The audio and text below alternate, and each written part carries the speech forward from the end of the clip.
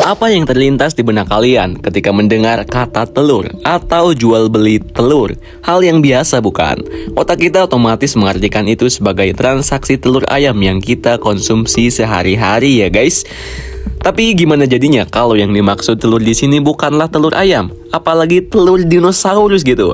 Telur ini sangat mengejutkan manusia di seluruh dunia. Ini bukan sekedar bahan makanan, melainkan bagian dari tubuh manusia yang diperjualbelikan secara paksa coy. Inilah yang terungkap dari sebuah jaringan transaksi ilegal manusia yang beroperasi di Georgia, di mana sekitar 100 perempuan menjadi korban eksploitasi untuk diambil sel telurnya. Terungkapnya skandal ini bermula dari pembebasan 3 wanita Thailand yang berhasil melarikan diri dari geng mafia telur oleh LSM Favena Foundation for Children and Women yang berbasis di Thailand. Namun di balik kabar baik ini masih ada puluhan perempuan lain yang terperangkap dalam jaringan kelam ini. Mereka disebut-sebut masih mendekam di peternakan telur manusia, tidak mampu membayar kebebasan mereka. Ya, benar, kebebasan mereka memiliki harga, sebuah ironi yang terlalu pahit untuk dicerna. Menurut Favena Hongasakula, pendiri LSM tersebut, korban pertama kali mengetahui tentang praktik ini setelah dijanjikan pekerjaan di media sosial. Gaji fantastis antara 1.500 hingga 17.000 euro ditawarkan kepada mereka sebagai ibu pengganti bagi pasangan Georgia yang tidak bisa memiliki anak. Kedengarannya legal dan menggiurkan kan? Tapi realitanya begitu para perempuan ini menginjakan kaki di tanah asing, mereka segera diseret ke dalam kenyataan yang jauh lebih mengerikan. Mereka tidak diberikan pilihan. 4 properti besar menjadi tempat mereka dipelihara. Di sana mereka disuntik hormon, tubuh mereka dimanipulasi, dan setiap bulan sel telur mereka dipanen seperti produk di ladang industri. Kami dibius dan sel telur kami diambil dengan mesin, ungkap salah satu korban yang identitasnya masih dirahasiakan. Jika ini bukan pemaksaan modern, lalu apa namanya? Kemana sel telur itu pergi? Dugaan sementara mereka didistribusikan ke berbagai negara untuk program fertilisasi in vitro atau IVF. Permintaan terhadap donor sel telur memang tinggi, tapi siapa sangka ada sisi gelap yang begitu brutal dalam industri ini. Apakah dunia medis tutup mata? Atau mungkin ini hanya puncak gunung es dari sesuatu yang jauh lebih besar? Media sosial pun meledak dengan kemarahan. Regulasikan ini sekarang, harus ada pemeriksaan ketat terhadap donor, teriak salah satu pengguna. Sisi gelap dari ibu pengganti ini menyedihkan, tulis yang lain. Lalu ada yang bertanya, berapa banyak kejahatan lain yang kita abaikan hanya karena kita tidak tahu? Bahkan lebih jauh lagi, ini bukan kali pertama industri reproduksi menghadapi kontroversi besar. Ada banyak laporan tentang transaksi ilegal bayi, eksploitasi ibu pengganti, hingga penjualan sperma dan embrio secara ilegal.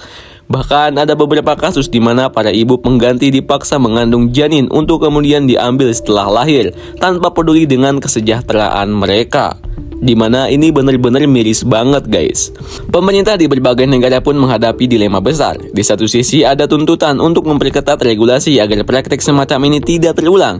Namun di sisi lain permintaan terhadap layanan ibu pengganti dan donor sel telur terus meningkat.